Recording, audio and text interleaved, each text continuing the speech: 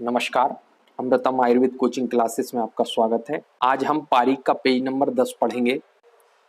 हमारी ये audio clip का उद्देश्य यही है कि आप ज़्यादा से ज़्यादा बार इसको सुने, जिससे आपको मतांतर आसानी से याद हो जाए विभिन्न आचार्यों के अनुसार, जो आपके पीएससी और यूपीएससी या एमडीएमएस आयुर्वेद एग्जाम में आपके काम आ सके।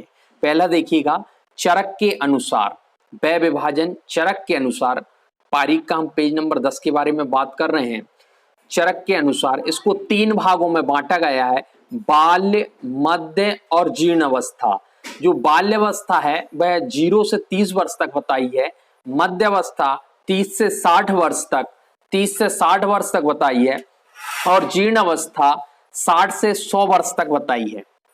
इसमें जो बाल्यावस्था होती है उसको 2 भागों में बांटा है, अपरिपक्व धातु बाल्यावस्था और परिपक्व धातु बाल्यावस्था। जो अपरिपक्व धातु बाल्यावस्था होती है वो 1 से 16 वर्ष तक है, और जो परिपक्व धातु अवस्था है वो 16 से 30 वर्ष है। इसके बाद आता है सुश्रुत के अनुसार। सुश्रुत के अनुसार जो होता है बाल्य, मध्य और वृद्ध अवस्था, 3 भागों में बांटा है। बाल्यावस्था जो होती है 1 से 16 वर्ष तक बाल्यावस्था होती है। जो मध्यम अवस्था होती है 16 से 70 वर्ष तक होती है, और जो वृद्ध अवस्था होती है वह 70 के बाद को वृद्ध अवस्था आचार्य सुश्रुत जी ने बोला है। अभी जो बाल्यावस्था है होती है, इनको 3 भागों में बांटा है, क्षीरप, क्षीरन्नाद और अन्नाद। अब इसमें जो क्षीरप है वह 1 वर्ष तक, तो यहां पर सिर्फ हम क्षीर की बात कर रहे हैं, तो क्षीर 1 वर्ष तक। क्षीर अन्नाद 2 चीजें आ रही, क्षीर भी है और अन्न भी है, तो 2 वर्ष तक।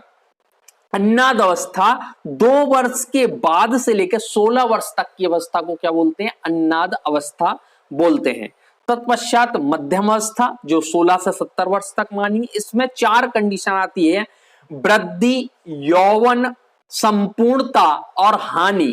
वृद्धि जो होती है 16 से 20 वर्ष तक बताई है, यौवन 20 से 30 वर्ष तक, संपूर्णता 30 से 40 वर्ष तक और हानि 40 से 70 वर्ष तक बताई है। उसके बाद आती वृद्ध अवस्था, जो 70 के बाद उसको वृद्ध अवस्था बोला है। अष्टांग संग्रहकार ने वृद्ध अवस्था 60 वर्ष के बाद बताई है, याद रखेंगे। अष्टांग संग्रहकार ने वृद्ध अवस्था 60 वर्ष के बाद बताई है, और अष्टांग हृदयकार ने वृद्ध अवस्था 70 वर्ष के पश्चात बताई है। उसके बाद आता है सार। चरक ने 8 सार माने हैं, काश्यप जी ने 9 सार माने हैं, एक ओज सार को इन्होंने अतिरिक्त माना। ये क्वेश्चन पूछा जाता है कि कौन सा एक्स्ट्रा बताया, ओज सार काश्यप जी ने एक्स्ट्रा बताया। योगियों की शक्ति चरक ने 8 बताई है, और योग शास्त्र में 23 है। योगियों की शक्ति चरक जी ने 8 बताई है, और योग शास्त्र में 23 है। इसमें जो क्षुद्र है वो 5 है, गुण प्रधान 10 है, और ब्रह्म प्रधान 8 है।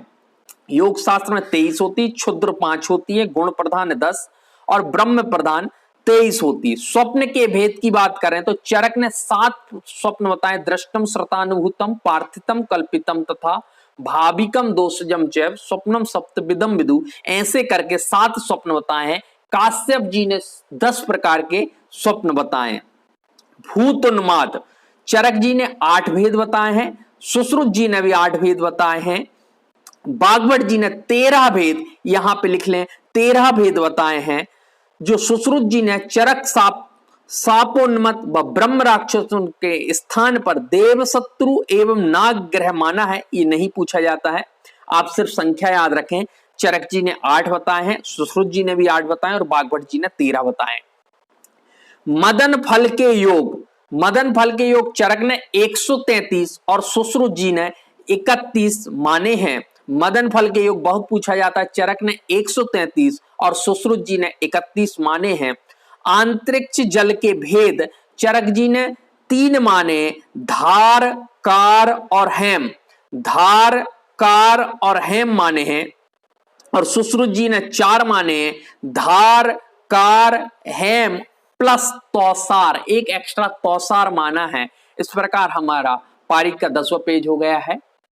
अगले ऑडियो क्लिप में हम पेज नंबर 11 लेकर आएंगे। धन्यवाद।